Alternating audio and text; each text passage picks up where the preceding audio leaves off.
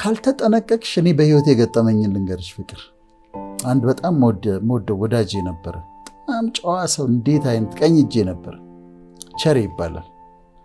እና ቸሬ ድንገት ሚስቱ ተነስታ ከሀገር ጠፋች። ቢፈልጋት የለችም። 3 ወር ይመጣል፣ ያወራኛል። የት እንዳለች እኮ አላወቅኩም ይላል፣ ይነግረኛል፣ ሀዘኑ ይነግረኛል። ላጽናናው ሞክራለሁ፣ ትገኛለች እለዋለሁ።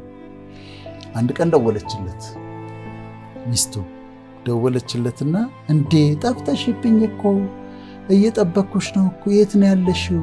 መቼ ነው የምትመጪው አላት። እኔ አንተ ጋር ተመልሼ ልመጣ አለችው።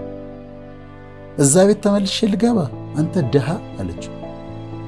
አንተ ድሃ እዛ መከራ ያለበት ቤት ነው ተመልሼ የምገባው ብላ በኑሮ ድሃ ብላ ሰደበችው። ሲመጣ ትልቅ ሰው ነው፣ ከኔም እድሜ ብዙ የሚበልጥ ነው፣ 60ዎች ውስጥ ገብቷል። እና ሲመጣ ተሰብሯል። የተሰበረ ሰው ያየሁት እሱ ነው። አንድ ከተካየኋቸው በጣም ተሰብሯል እና በጣም ተሰብሯል፣ ተጎድቷል። እና ቸሬ ይሄን ነገር ተቀበለው አልኩት። ተቀበለው፣ ሌተርጎ ምርጫዋ ከሆነ መሄድ ከፈለገ ትሄድ፣ ማስተካከል የማይቻል ከሆነ ተቀበለው አልኩት። ከጉዳት ውስጥ ሊወጣ አልቻለም። በኋላ አስም ነበረበት። አስሙ በጣም ተደጋጋሚ መምጣት ጀመረ። አሁን አይሽ ከውስጥ ጉዳት ነው። አስሙ በተደጋጋሚ ያጠቃው ጀመረ። በተደጋጋሚ ካጠቃው በኋላ ያንን ባለችው በ2 ወር ከ15 ቀን ነው እንደዚህ ሞተ። እኔ የሆነ ፕሮግራም ላይ ነበርኩ። አስሙ ተነሳበት፣ ጥቁር አንበሳ ሄደ፣ ሌላ ሰው ሂዳይድ በምክንያት ብሮክን ሃርት። ስለዚህ የልብ ስብራት ይሄን ያህል ሊጎዳ ይችላል ማለት ነው ፍቅር። ሰዎች ያዩና ይሄ ችግር የነሱ ብቻ ይመስላቸዋል። ይሄ እንዲህ አይነት ስሜት የሚሰማቸው እነሱ ብቻ ይመስላቸዋል። አሁን እቺ ሴት ከሷ የተለየ ማንም ሰው ይሄን ኤክስፒሪየንስ ያደርጋል ብላ አታስብ። ግን እኮ ኑሮ አደከመኝ፣ ችግሮች አሉብኝ ማለትና አሁን ልክ አንቺ እንዳልሽው እሷም እንዳለችው መኖር ደከመኝ ማለት የተለየ አገላለጽ። መኖር ልካ ይደክማል። አሁን ይሄ ላይፍ ፋቲግ ነው አይደል? አሁን በሕክምና ምንለው ፋቲግ አለ፣ ሳይሰሩ መድከም። ይሄኛው ደግሞ የኑሮ ፋቲግ ነው። የኑሮ በቃ መኖር ሲደክምሽ ማለት ነውና ብዙ ተመልካቾቻችን እዛ ውስጥ ይኖራሉ። ልክ ነው። አንዳንዴ ካውንስሊንግ ስትሰሪ፣ እኔ ካውንስሊንግ ስለምሰራ በተለያየ አጋጣሚ ሰዎችን ስታገኛቸው ስለ ህይወታቸው ሲነግሩሽ አንዳንድ አገላለጻቸው ይገርመኛል። ችግራቸውን የሚገልጹበት መንገድ በጣም ያስገርመኛል። አሁን አንዷ ምን አለችኝ፣ ካውንስሊንግ የሰራው ዶክተር አለች፣ መኖር ደክሞ ያውቃል አለች። መኖር ደክሞ ያውቃል አለች። ከዛ ምን ማለት ነው እስቲ ያስረጅኝ አልኩት። እኔ መኖር ደክሞኛል አለች። መኖር ደክሞኛል፣ ሰርቫይቭ ማድረግ ራሱ ደክሞኛል አለች። ህይወት አድክሞታለች። ይሄ ፋቲግ የሚባል ነገር አለ አይደለም? የሰውነት ፋቲግ። አሁን በህክምና ሜዲካሊ ቼክ የምታደርጊው አለ። ሂስትሪ ስትወስጂ ድካም ይሰማኛል፣ ከዛ ደግሞ ስራ ሳልሰራ እንዲሁ ድክም ይለኛል ይላሉ። የተለያዩ በሽታዎች ምልክት ነው እሱ ፋቲግ። ግን የኑሮ ፋቲግ ደግሞ አለ። ፋቲግድ ይሆናሉ እና ደክሞ ያውቃል አለች። ኑሮ ደክሞ ያውቃል፣ መኖር ደክሞ ያውቃል አለች። እና በጣም ተረዳኋት፣ በጣም ተገረምኩኝ። እና እንዲህ አይነት ነገሮች፣ እንዲህ አይነት አገላለጾች ያገኛለሁ። እዛሱ የበለጠ እንዳስብ ያደርገኛል፣ የበለጠ እንዳሰላስል እንዳነብ ያደርገኛል። ሌላው ሰው ደግሞ ምን አለኝ፣ የኔን ህይወት የሚገልጠው አንድ ቃል ነው አለ። ምንድን ነው አልኩት። መታከት አለ። መታከት ታውቃለህ? ያው መታከት በቃ ታክቶኛል፣ ህይወት ታክቶኛል፣ ኑሮ ታክቶኛል፣ ስትራግሉ ህይወት ትግሉ አታክቶኛል እና እኔን የሚገልጽልኝ መታከት ነው አለ። እንዲህ አይነት ሰዎች በጣም ብዙ ናቸው። ኑሮ የደከማቸው ደከመኝ የሚሉ ግን የማይናገሩ የታከታቸው ታክተው ያሉ በቃ እንዲህ አይነት ሰዎች አሉ። መጀመሪያ አሁን ልብ ስንል ይሄ በግራ በኩል አናቶሚካሊ ያለው ደም የሚረጨው እሱን አካል ማለታችን አይደለም። እሱ ይሄ እጅሽን ነው የሚያክለው፣ በሌፍት ሳይድ ነው ያለው፣ የራሱ አናቶሚ አለው። እኛ አሁን ልብ ሲባል ግን ውስጠኛ ማንነታችን ማለት ነው። የውስጥ ማንነታችን ዋነኛው ማንነታችን ደግሞ እሱ ነው። የሚገርመው ሰው ቦዲ ያለው አካል አለው፣ ነፍስ አለው፣ ሶል፣ ከዛ ስፒሪት አለው። ውስጠኛው ዋነኛ ትኩረት የሚሰጠው እንደውም ለሱ ነው ከአእምሮ ጋር እና ልብ ይሰበራል። ሰዎች ልባቸው ይሰበራል። በተለያየ ምክንያት ልባቸው ሊሰበር ይችላል። አንዳንድ ጊዜ ያልጠበቁት ከባድ ሐዘን ይገጥማቸዋል። ሎስ፣ ሳያስቡት እናታቸውን ሲያጡ፣ ሳያስቡት አባታቸውን ሲያጡ ልባቸው ይሰበራል። በተለይ እኔ ልብ ስብራት ከባባዶቹን ያየሁት ልጅ ያጡ ሰዎች ናቸው። ልጅ ያጡ ሰዎች የልብ ስብራታቸው እጅግ ከፍተኛ ነው። በጣም ነው የሚጎዱት። እርግዝና ላይ ሆነው ሊወልዱ ደርሰው እንደዚህ አይነት ነገር ሲፈጠርባቸው ልብ ይሰብራል እና ድንገተኛ ሐዘን ልብ ይሰብራል። ያልጠበቁት ሐዘን፣ አንቺ ሰውን አስታመሽ፣ ቤተሰብን አስታመሽ፣ ኤክስፔክት አድርገሽ ከዛ ሊሆን እንደሚችል ኤክስፔክት አድርገሽ ስትዘጋጅ ሌላ ነገር ነው። ሳያስቡት በድንገት ሲሆንባቸው ግን በጣም ልብ ይሰብራል። በጣም እና ይሄ ድንገተኛ ሐዘን ልብን ይሰብራል። ሰዎች ደግሞ አግኝተው ሲያጡ የነበራቸውን ነገር በድንገት በእሳት አደጋ ኦቨርናይት ነዶ ሲያገኙት፣ በመኪና አደጋ ያላቸውን ነገር ሲያጡ፣ በተለያዩ አደጋዎች አግኝተው የነበረ የተወሰነ ኑሮ የነበራቸውን ነገር ሉዝ ሲያደርጉት እሱ ልብ ይሰብራል። ይህም በስራውም ዓለም የነበራቸውን ፖዚሽን ሴኪዩር አድርገው ይሄ ኑሮዬ ነው ስራዬ ነው ብሎ የያዙትን ነገር እሱን ሲያጡ ልባቸው ይሰበራል። አተርፍበታለሁ ብለው አስበው ተስፋ አድርገው ዕቃ ከውጭ አምጥተው ከዛ ኪሳራ ሲደርስባቸው ልባቸው ይሰበራል። የተለያየ ነገር ነው አግኝቶ ማጣት ልብን ይሰብራል።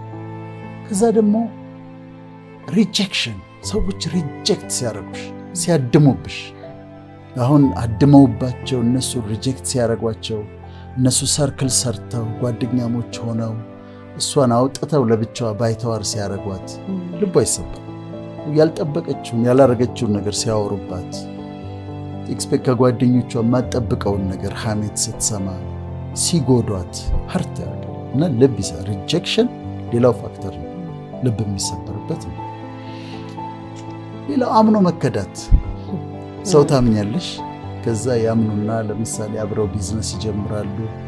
ከዛ ሙሉ በሙሉ ሲክዷቸው ባልተፈጠረም የቱ ጋር ነው የሰጠኸኝ፣ የቱ ጋር ነው የተስማማ ነው፣ መቼ እንደዚህ ተባብለን እናውቃለን ብለው ሲሉ ልብ ስብራት ያመጣል። የልብ ስብራት ያመጣል። በፍቅር ግንኙነት ቢትሬይ ሲደረጉ ለምሳሌ ፍቅረኛሞች የሆኑና ከዛ እሱ ከሌላ ሴት ጋር ይሄድና ስለዛ ስትሰማ በሌላ ሴት እንደለወጣት ስትሰማ ትጎዳለች። ልብ ስብራት የውስጥ ጉዳት ማለት ነው። ሌላ የሆነ የሚሰበር ዕቃ አለ ማለት ሳይሆን የውስጥ ጉዳት ነው። ከዛ ብሮከን ሃርትድ ትሆናለች። አልጠበቀችም፣ ቢትሬይ አድርጓታል። ያልጠበቀችውን ነገር አድርጎባታል። ከዛ ይጎዳታል።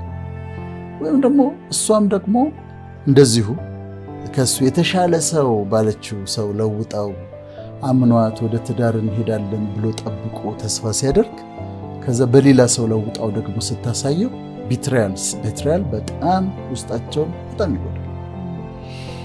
ብድግ ብሎ ባል ወጥቶ ትዳሩን ትቶ ወጥቶ ከዛ በኋላ ሌላ ሴት ሲያገባ ልቧ ይሰበራል። እነዚህ የውስጥ ጉዳቶች ናቸው። ድንገት ልብን የሚሰብሩ ብሮከን ሃርትድ የሚያደርጉሽ የሰዎችን ልብ ከት የሚያደርጉ የሚሰብሩ የውስጥ ጉዳቶች ወይም ሃርት ናቸው። እነዚህ ሃርት የሚያደርጉሽ ነገሮች አሉ፣ የሚጎዱሽ ነገሮች እነዚህ ናቸው። የልብ ስብራት ስንል እነዚህን ማለታችን ነው። ይሄ በሚፈጠርበት ጊዜ ምን ይሆናሉ? ዲፕሬስድ ይሆናሉ። ልባቸው የተሰበረ ሰዎች ይጎዳሉ፣ ሐዘን ውስጥ ይገባሉ። ወይ ክብደት በጣም ሉዝ ያደርጋሉ፣ በጣም ይከሳሉ፣ ወይ ደግሞ በጣም ይጨምራሉ። እንደ ሀገሩ እንደ ሁኔታው ነው። ወይ በጣም ይጨምራሉ። በሽታን የመከላከል አቅማቸው በጣም ይቀንሳል። ልባቸው ውስጣቸው የተጎዳ ሰዎች በሽታን የመከላከል አቅማቸው በጣም ይቀንሳል። የተለያየ በሽታ ሊያጠቃቸው ይችላል። በዛ ጉዳት ውስጥ ሆነው የተለያየ በሽታ ሌላ ጊዜ ሊቋቋሙት የሚችሉት ኢሚዩን ሲስተማቸው ይዳከምና ከዛ በሽታ ያጠቃቸው፣ በሽታ ይጎዳቸው። ኢንትሩሲቭ ቶትስ የሚባሉ አሉ። ሀሳቦች ያስቸግሯቸዋል። ሊረሱት ሲሞክሩ ይመጣባታል። የከዳት ሰው ይመጣባታል። ፒክቸሩ ይመጣባታል። የነበራት የፍቅር ግንኙነት ይመጣባታል እና ይረብሻታል። ደጋግሞ ይረብሻቸዋል፣ ይታወቃሉ። ከዛ አይደንቲቲ ዲስኦርደር ይመጣባቸዋል። ግን እኔ ማን ነኝ? ምንድን ነው የተፈጠረው ነገር? ግን ምንድን ነኝ? ማን ነኝ? እንዴት እንደዚህ ተከዳው? እንዴት ሪጀክት አደረጉኝ? ሰርክል ሰርተው አምኜ እንዴት ተከዳው? በሌላ ሰው እንዴት ለወጠኝ? ደግሞ ለምንስ ፈጣሪስ ደግሞ ልጄ እንዳጣ አደረገ? ለምን ፈቀደ? የሚሉ ጥያቄዎች የአይደንቲቲ ደግሞ ዲስኦርደር ያመጣሉ።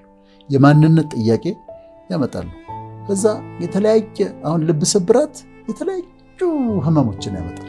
መከላከል አቅም ሲቀንስ ካልተጠነቀቅሽ፣ እኔ በህይወት የገጠመኝን ልንገርሽ ፍቅር። አንድ በጣም መወደው ወዳጄ ነበረ። በጣም ጨዋ ሰው፣ እንዴት አይነት ቀኝ እጄ ነበረ።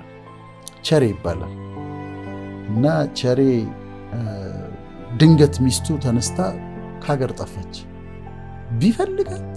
ቢፈልጋት የለችም። 3 ወር ይመጣል፣ ያወራኛል። የት እንዳለች እኮ አላወቅኩም ይላል፣ ይነግረኛል፣ ሀዘኑ ይነግረኛል። ላጽናናው ሞክራለሁ፣ ትገኛለች እለዋለሁ። አንድ ቀን ደወለችለት፣ ሚስቱ ደወለችለትና እንዴ ጠፍተሽብኝ እኮ እየጠበኩሽ ነው እኮ፣ የት ነው ያለሽው? መቼ ነው የምትመጪው አላት። እኔ አንተ ጋር ተመልሼ ልመጣ አለችው። እዛ ቤት ተመልሼ ልገባ? አንተ ድሃ አለችው። አንተ ድሃ እዛ መከራ ያለበት ቤት ነው ተመልሼ የምገባው ብላ በኑሮ ድሃ ብላ ሰደበችው። ሲመጣ ትልቅ ሰው ነው፣ ከኔም እድሜ ብዙ የሚበልጥ ነው፣ 60ዎች ውስጥ ገብቷልና ሲመጣ ተሰብሯል። የተሰበረ ሰው ያየሁት እሱ ነው። አንድ ከተካየኋቸው በጣም ተሰብሯል